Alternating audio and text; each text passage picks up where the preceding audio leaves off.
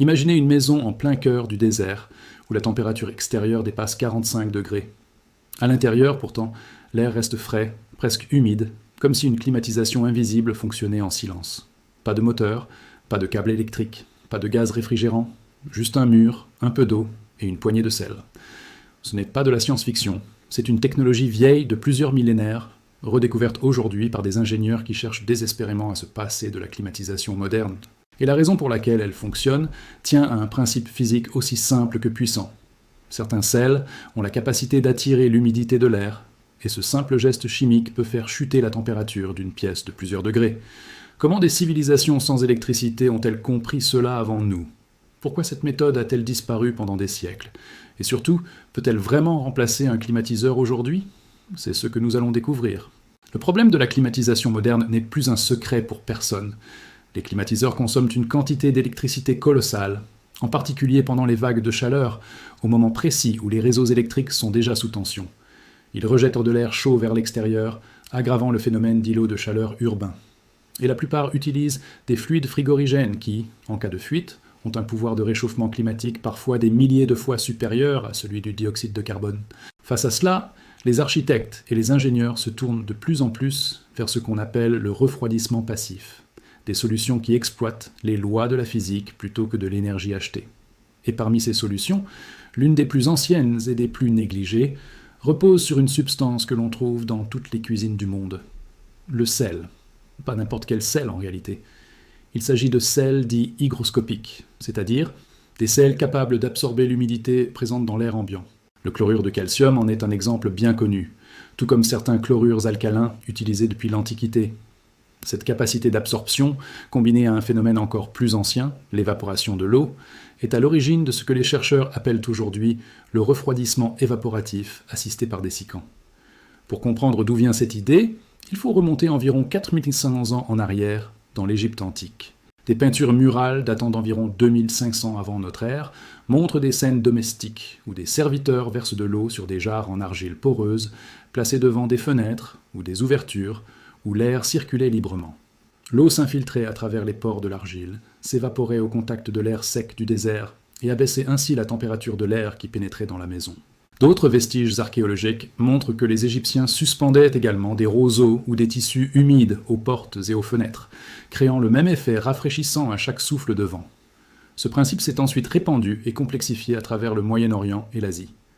Dans les régions arides de Perse, les célèbres tours à vent, ou badjir, captèrent les courants d'air en altitude et les guidaient à travers des conduits souvent associés à des bassins d'eau ou à des surfaces humides, produisant un flux d'air naturellement rafraîchi avant qu'il n'atteigne les pièces de vie.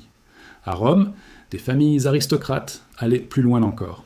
Elles détournaient l'eau des aqueducs directement dans leur demeure, exploitant à la fois le mouvement de l'eau et son évaporation pour tempérer l'air intérieur. C'est dans ce contexte, où l'évaporation seule montrait ses limites en climat humide, que l'utilisation du sel comme agent asséchant a pris tout son sens. Car l'évaporation classique a un défaut majeur. Plus l'air est déjà chargé d'humidité, moins elle est efficace. Or le sel, lui, peut littéralement retirer cette humidité de l'air avant même que l'évaporation n'entre en jeu, ouvrant la voie à un système beaucoup plus polyvalent. Le fonctionnement de cette méthode repose sur deux phénomènes physiques distincts, qui s'associent pour produire un effet de refroidissement remarquable. Le premier est l'évaporation. Lorsqu'une molécule d'eau passe de l'état liquide à l'état gazeux, elle a besoin d'énergie pour rompre les liaisons qui la retiennent à ses voisines. Cette énergie, elle la puise dans la chaleur de l'air environnant. Résultat, l'air perd de la chaleur et sa température baisse. C'est exactement ce que l'on ressent lorsqu'on sort de l'eau et que le vent souffle sur une peau mouillée. Le second phénomène est l'hygroscopie, c'est-à-dire la capacité de certains sels à attirer et retenir les molécules d'eau présentes dans l'air. Un sel hygroscopique placé en solution concentrée crée une différence de pression de vapeur d'eau entre sa surface et l'air ambiant. Cette différence de pression devient la force motrice qui pousse l'humidité de l'air à migrer vers le sel. En clair, le sel assèche l'air qui le traverse. Pourquoi est-ce si utile pour le refroidissement? Parce qu'un air sec a une bien plus grande capacité à absorber de la vapeur d'eau supplémentaire. En combinant les deux étapes, on obtient un système en deux temps. D'abord, le sel retire l'humidité de l'air entrant, le rendant extrêmement sec. Ensuite, cet air asséché traverse une zone humide où l'évaporation peut se produire de façon beaucoup plus efficace, puisque l'air a désormais une grande capacité d'absorption. La chute de température obtenue est ainsi bien supérieure à celle d'un simple système évaporatif. Et surtout, elle fonctionne même dans des climats humides, où l'évaporation seule serait inefficace. Une fois saturé d'humidité, le sel doit être régénéré, c'est-à-dire séché à nouveau pour qu'il retrouve sa capacité d'absorption. Traditionnellement, cette régénération se faisait simplement grâce à la chaleur du soleil, qui évapore l'eau captée par le sel et le ramène à son état concentré, prêt à recommencer le cycle. C'est cette boucle naturelle, entièrement alimentée par le soleil et le vent, qui rend le système si élégant. Aucune source d'énergie extérieure n'est nécessaire. Cette technologie a connu un certain déclin avec l'arrivée de la réfrigération mécanique au XXe siècle. Les compresseurs électriques, plus compacts et capables de produire un froid intense et contrôlable à la demande, ont rapidement supplanté ces systèmes passifs, jugés trop lents, trop dépendants du climat, ou trop encombrants pour les habitations modernes. Le sel hygroscopique a ainsi été relégué au livre d'histoire de l'architecture, tandis que les climatiseurs envahissaient les façades du monde entier. Mais depuis une vingtaine d'années, les ingénieurs spécialisés en efficacité énergétique ont recommencé à s'y intéresser pour une raison simple. Ce système peut produire un effet de refroidissement significatif avec une fraction de l'énergie consommée par la climatisation classique, car il n'a besoin d'électricité que pour faire circuler l'air, et non pour produire du froid lui-même. Aujourd'hui, cette approche est revenue sur le devant de la scène sous une forme modernisée, les refroidisseurs évaporatifs assistés par dessicants liquides. Des solutions de chlorure de calcium ou de chlorure similaires circulent dans des échangeurs compacts où elles assèchent l'air entrant avant son passage dans une zone de refroidissement évaporatif. Des études d'ingénierie publiées sur ces systèmes montrent qu'un module compact de l'ordre d'1 mètre cube peut fournir une puissance frigorifique notable, tout en consommant beaucoup moins d'électricité qu'un climatiseur à compression classique, en particulier dans les climats secs ou semi-arides. Ces systèmes sont aujourd'hui étudiés et testés dans plusieurs régions du monde confrontées à une forte demande de climatisation et à des réseaux électriques fragiles, notamment certaines zones du Moyen-Orient et d'Asie du Sud, où la chaleur sèche rend ce type de solution particulièrement pertinente. Des chercheurs ont également exploré des versions hybrides, combinant cette technologie à des panneaux solaires, utilisés non pas pour produire de l'électricité, mais pour fournir la chaleur nécessaire à la régénération du sel, bouclant ainsi un système presque entièrement autonome.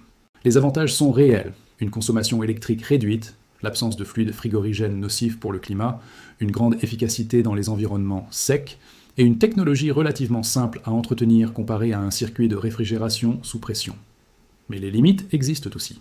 L'efficacité du système chute fortement dans les climats déjà très humides, car l'air a moins de marge pour absorber davantage de vapeur d'eau. La régénération du sel demande de la chaleur, donc du soleil ou une autre source thermique fiable. Et la gestion des solutions salines concentrées exige des matériaux résistants à la corrosion, ce qui peut alourdir les coûts d'installation initiaux. Il est facile, en racontant une histoire pareille, de tomber dans l'exagération. Alors soyons clairs sur ce que la science confirme réellement. Non, le sel ne produit pas de froid par magie. Il ne fait qu'exploiter un déséquilibre de pression de vapeur d'eau, un phénomène parfaitement décrit par la thermodynamique classique. Non, ce système ne peut pas remplacer un climatiseur dans toutes les régions du monde. Son efficacité dépend fortement du climat local, et il perd une grande partie de son intérêt dans les zones très humides. Et non, il ne s'agit pas d'une énergie gratuite, au sens propre. Il faut de l'eau pour le cycle évaporatif, de la chaleur pour régénérer le sel, et généralement un peu d'électricité pour faire circuler l'air, même si cette quantité reste largement inférieure à celle d'une climatisation conventionnelle. Ce qui est en revanche bien établi, c'est que la combinaison entre dessiccation par sel et refroidissement évaporatif permet d'atteindre des performances bien supérieures à celles de l'évaporation seule, et que cette approche reste l'une des pistes les plus prometteuses pour réduire la dépendance à la climatisation électrique dans les régions chaudes et sèches du globe. Plusieurs projets, à travers le monde, illustrent aujourd'hui ce retour en grâce du sel comme outil de rafraîchissement. Des équipes de recherche universitaires ont testé des systèmes solaires combinant la dessiccation saline et le cycle évaporatif indirect dans des zones climatiques variées du Pakistan, là où la demande de confort thermique explose en raison de la croissance urbaine et du réchauffement climatique, tout en cherchant à limiter l'usage de l'électricité dans des réseaux souvent instables. D'autres laboratoires se sont penchés sur l'utilisation du chlorure de calcium dans des pays où l'eau douce se fait rare, comme certaines régions d'Arabie Saoudite, où des dispositifs spécifiques permettent même de récupérer une partie de l'eau séparée du sel pour limiter le gaspillage.